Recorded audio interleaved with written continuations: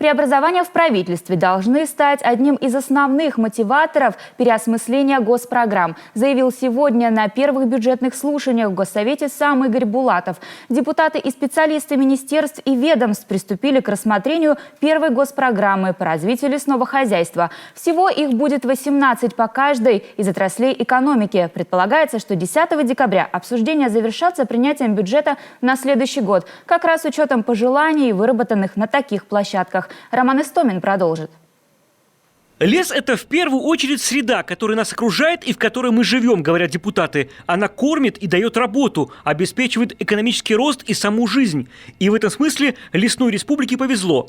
Возобновляемый, по сути, ресурс всего-то и требует к себе хозяйского подхода и соблюдения равновесия. Даже пандемия, на которую уже привычно при любой пробуксовке принято скидывать все, здесь совсем не аргумент. Восстановилась отрасль достаточно быстро, в том числе в своей денежной выручке.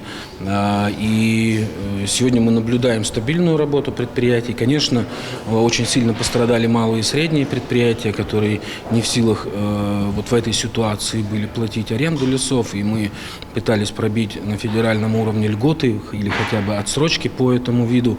Но вот, к сожалению, и Рослесхоз, и Минфин России отказал в этих отсрочках. Ситуация выравнивается более-менее. Значит, конечно, есть текущая задолженность предприятий по арендным платежам, но конец года еще не наступил. Поэтому сейчас, в ситуации неплатежей, важно все-таки сохранить аренду лесного фонда, не допустить расторжения договоров. Для многих населенных пунктов, где есть лесопилки, это ведь и вопрос занятости населения.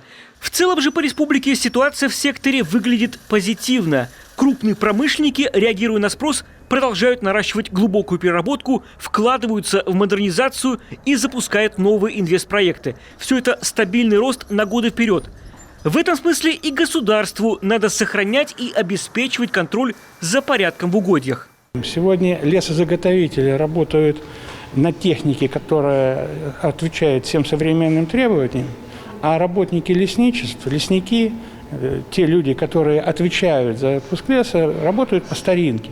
Поэтому вопрос идет об оснащении их нормальными средствами для осуществления своей производственной деятельности. Речь идет о том, чтобы они получали достойную зарплату, и речь идет о том, чтобы готовить специалистов.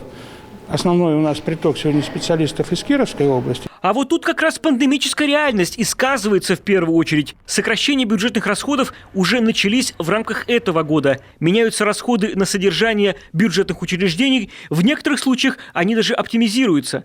В этом году федеральный центр впервые не выделил республике средства на так называемые рубки ухода. А это основной принцип лесовоспроизводства. Республика, напомним, ставила цель прийти до 2024 года к ситуации, когда на каждое срубленное дерево будет высажено хотя бы одно новое. И такие малозаметные коррективы сказываются сейчас на каждой отрасли жизни региона. Турбулентность, она заключается как раз в том, что мы не можем делать долгосрочные стратегические прогнозы, можем действовать только в таком в тактическом плане, понятно, на каждый небольшой период. Тем, я еще раз говорю, но мы устраиваем трехлетний, период бюджета Республики Коми и понимаем в целом, сколько, мы при всех этих условиях сможем заработать и, условно говоря, получить в казну Республики Коми. И, естественно, из этих денег мы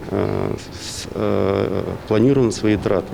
Траты по отраслям. Вот госпрограмма как раз это траты по отраслям. И думаю, что даже несмотря на это, мы сможем удержать ситуацию под контролем и, еще раз говорю, сделать все, чтобы не ухудшилась жизнь жителей Республики Коми.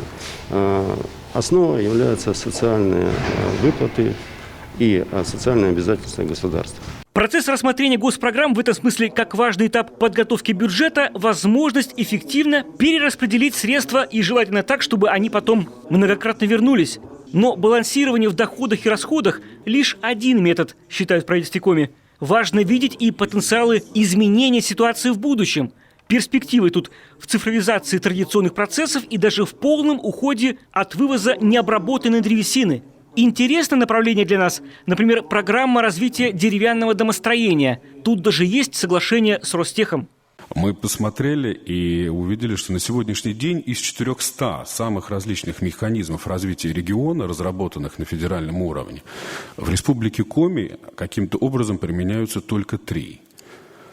И из 400 общих, которые есть у правительства Российской Федерации.